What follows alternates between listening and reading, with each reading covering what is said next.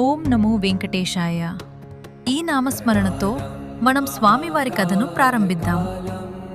ఒకప్పుడు వైకుంఠంలో లక్ష్మీదేవి, నారాయణుడు నివసిస్తూ ఉండేవారు.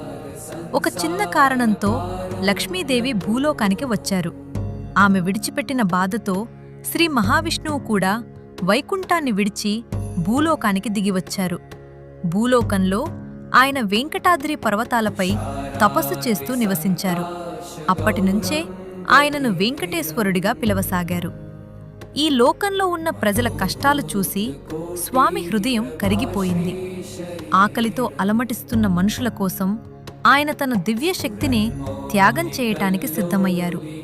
లక్ష్మీదేవి మళ్లీ భూలోకానికి వచ్చి పద్మావతీదేవిగా అవతరించారు.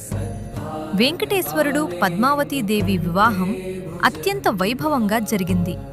ఆ వివాహ ఖర్చుల కోసం స్వామి కుబేరుడి వద్ద అప్పు తీసుకున్నారని భక్తుల నమ్మకం. అందుకే భక్తులు ఈరోజు కూడా తమ మొక్కులు, కానుకలు స్వామికి సమర్పిస్తారు. కలియుగంలో భక్తులను కాపాడేందుకు శ్రీ వెంకటేశ్వరుడు తిరుమలలో వెలసాడు.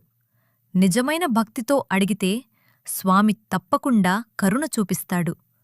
ఓం నమో వెంకటేశాయ. స్వామివారి కృప మనందరిపై ఉండాలని కోరుకుందాం. ఓం నమో వెంకటేశాయ. మరిన్ని వీడియోల కోసం సబ్స్క్రైబ్ చేసుకోండి.